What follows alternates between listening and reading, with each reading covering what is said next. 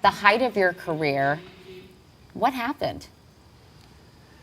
I think I just started partying too hard. I started having way too much fun. Welcome to Watch Mojo, and today we'll be looking at notable times where celebrities struggled to regain the same level of success after leaving their most iconic TV show. I don't dwell on what my life could be, because if I do, it's too much. Number 10, Anthony Edwards, ER. You two settle your problems? Yeah, everything's okay. Hate to lose you in the ER, you know. Lie back. Anthony Edwards starred as Mark Green, the chief resident and later attending physician on ER. Fans were devastated when Green passed away after being diagnosed with an inoperable brain tumor. This tragic plot twist occurred because actor Anthony Edwards requested to leave the series to spend more time with his family and pursue directing. Following his exit, Edwards starred in a few forgettable films, including 2009's Motherhood, which became the biggest box office flop in the UK. Do you think this is the best use of your creative energy? Despite appearances in shows like Designated Survivor and Inventing Anna, Edwards' legacy remains firmly linked to the iconic role he left behind. His post-ER career trajectory parallels that of co-star Sherry Springfield, who quit the show twice and essentially faded from the spotlight. Hi, I'm looking for Dr. Green. Fill this out, take a seat over there. No, I'm not a patient. We're having lunch. Number 9, Denise Crosby, Star Trek The Next Generation. In 1987, Denise Crosby took on her first leading TV role as the tough-as-nails Tasha Yar on Star Trek The Next Generation. Tasha, no! I must, because I grew up in a world that allowed things like this court, and it was people like these that saved me from it. This so-called court should get down on its knees to what Starfleet is! This 6-year contract essentially guaranteed Crosby a stable position in one of the most beloved franchises ever. However, she soon became disillusioned as her character was relegated to the background. Frustrated, Crosby requested to be released from her contract, leading to her character's death in one of the final episodes of the first season. No goodbyes. Just good memories. Hailing frequencies closed, sir. Crosby's career faltered afterwards. She never landed another starring role and made mostly brief, sometimes uncredited appearances in films and TV shows. She eventually found her way back to the Star Trek universe and narrated the fan-focused documentary Trekkies, as well as its sequel. In 1987, I auditioned for a show called Star Trek The Next Generation. Now, I must admit that I went to this audition with some hesitation. Number 8, T.R. Knight, Grey's Anatomy. Dr. Bailey, I need to tell you something. Oh, not now, Mel. I know, it'll be quick because I gotta get to the OR to scrub in with the chief. Now, I think you're gonna be mad at first, but I'm about to do something important. Ever since it premiered sometime during the Middle Ages, Grey's Anatomy has seen the deaths of several main characters, but fewer were as heart-wrenching as George O'Malley's. The beloved character died after heroically saving a woman from being hit by a bus, a shocking turn that was born out of actor T.R. Knight's decision to leave the show. This stemmed from the infamous controversy involving co-star Isaiah Washington and Knight's dissatisfaction with O'Malley's storylines. Leaving such a lucrative position certainly wasn't easy, but the actor believes it was the right choice. O'Malley, Shepard, you're not going anywhere, you understand me? BP's dropping. All right, let's put him out. However, despite noteworthy appearances in shows like The Good Wife and The Flight Attendant, he's yet to star in anything as memorable as his role on Grey's Anatomy. What happened? I thought you were headed home. I decided to stay in town a little longer, support my sister. She's having a big day today, so can't believe it's been a month already. Number 7, Charisma Carpenter, Angel. Behold the weirdness. You're probably wondering what I'm doing with this stuff, huh? Wow, I'm not. The role of Cordelia Chase first appeared in Buffy the Vampire Slayer, with actress Charisma Carpenter playing the part for 3 seasons. Cordelia's character was then expanded significantly in the spin-off series Angel, where she became a fan favorite. However, all of that progress was undone in the 4th season, with a controversial storyline that turned her into a villain and culminated in her death. And you're welcome.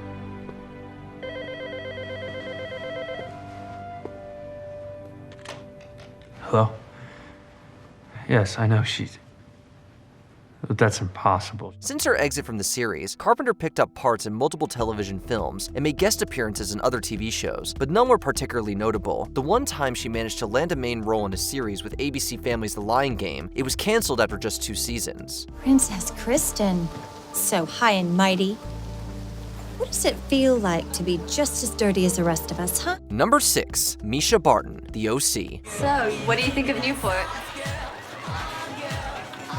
think I could get in less trouble where I'm from. After years working as a child actor, Mischa Barton rose to fame as Marissa Cooper on the Fox teen drama The OC. While critics disliked Marissa, she was adored by fans, leading Entertainment Weekly to name Barton the it girl of 2003. However, due to various factors such as Barton's alleged mistreatment on set and the network's desire to boost ratings, Marissa was killed off in the third season. Oh my God, it's him. What are you doing? For a while, Barton seemed poised to become an A-list Hollywood actress, but things unfortunately didn't pan out that way. Rather than major blockbusters, Barton found herself in a string of indie films, some of which brought her critical praise, but very minimal, if any, mainstream success. I know you're trying hard to hold it all together. Just don't do anything irrational. Number 5. McLean Stevenson, MASH. Yeah, the orders just came through this morning.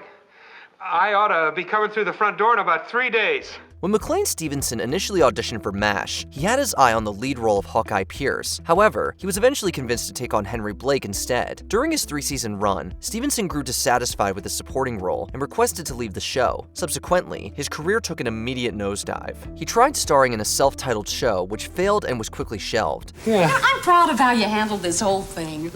Well, you know, sometimes you have to temper justice with mercy. He then pursued various sitcoms, hoping to replicate his MASH success, but none lasted more than 2 seasons. Stevenson's post-MASH decline was so drastic that he was frequently ridiculed in the industry. He tragically passed away in 1996, deeply regretting his decision to leave the show. Well, so long, everybody. So long and good luck. Number 4. Joe Piscopo, Saturday Night Live. Hey, Stevie, what the hell are we beating around the bush for? This is 1982. Let's get right to the point, huh? Here, take it from the tops. Swing it, Stevie, with a bounce, baby. Joe Piscopo joined Saturday Night Live in 1980, a particularly challenging year for the show. Nevertheless, he made such a strong impression that when most of the cast was replaced in 1981, only he and Eddie Murphy were retained. 3 years later, Piscopo followed Murphy's lead and exited the show to pursue a film career. Although Murphy achieved even greater fame in movies, Piscopo's transition to the big screen was largely unsuccessful. I always wondered what happened to you. Well, I fulfilled a lot of people's predictions about me. I've become a real scumbag. He then turned to bodybuilding, but while his muscles grew considerably bigger, his acting career only continued to shrink. By the 90s, Piscopo had faded from the public eye. He resurfaced in 2017 after considering a run for governor of New Jersey, though he ultimately chose not to run. And I'm licking my wounds today. And I told you last time I saw you off camera, I said, don't get disappointed because I heard inklings of. Number 3. Brian Dunkelman, American Idol. As promised, last night's show was something special. Now, if anyone missed it, don't worry, because Justin and Kelly are going to perform again. You might not remember, but the first season of American Idol actually had 2 hosts. Alongside Ryan Seacrest, who has hosted nearly every season since, there was also Brian Dunkelman. Before the show became a ratings juggernaut, Dunkelman quit to pursue a career as an actor and stand-up comedian, and also because he disliked how the young contestants were treated. Emotionally, it was really difficult for me. Probably more so for me and Paula because we've been those kids, you know? We've been in that situation. We know how hard it is. Many saw this decision as a huge mistake. Dunkelman later appeared in multiple pilots that were never picked up and had guest roles in other TV shows, but none made any significant impact. He now acknowledges that leaving American Idol was a mistake, but has made peace with it after learning that producers plan to fire him anyway. Did I quit before they could fire me? That's possible. My question is, I guess, what were they waiting for? Number 2. Shelly Long, Cheers. I'm starting to get scared. Oh, no. Something always seems to screw us up. Usually it's you. Sometimes it's me. It takes a lot of guts to quit one of the most popular TV shows at its peak, but that's exactly what Shelly Long did. The Indiana-born actress struck gold when she was cast as Diane Chambers on Cheers, which eventually earned her an Emmy and 2 Golden Globes. However, Chambers stunned everyone when she decided to leave the show after the 5th season, in part to spend more time with her family, but also to pursue a film career. You gotta take your shot.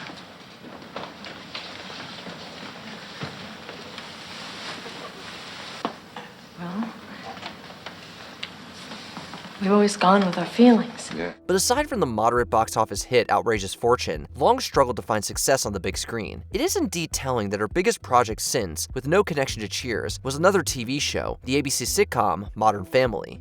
Of course, I've moved on. I was supposed to come with a date, but he just hurt his back, which is very ironic because he's young and healthy. Before we continue, be sure to subscribe to our channel and ring the bell to get notified about our latest videos. You have the option to be notified for occasional videos or all of them. If you're on your phone, make sure you go into your settings and switch on notifications. Number 1. Charlie Sheen, 2.5 Men. I got arrested. You're kidding. What for?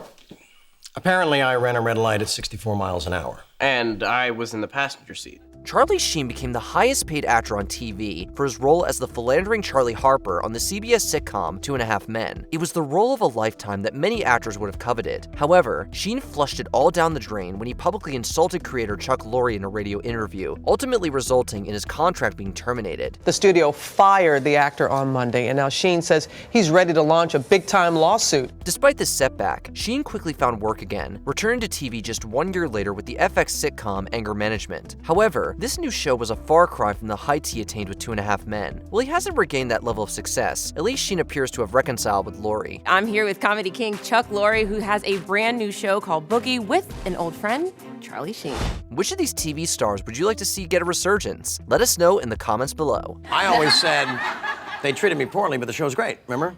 Did you enjoy this video? Check out these other clips from WatchMojo, and be sure to subscribe and ring the bell to be notified about our latest videos.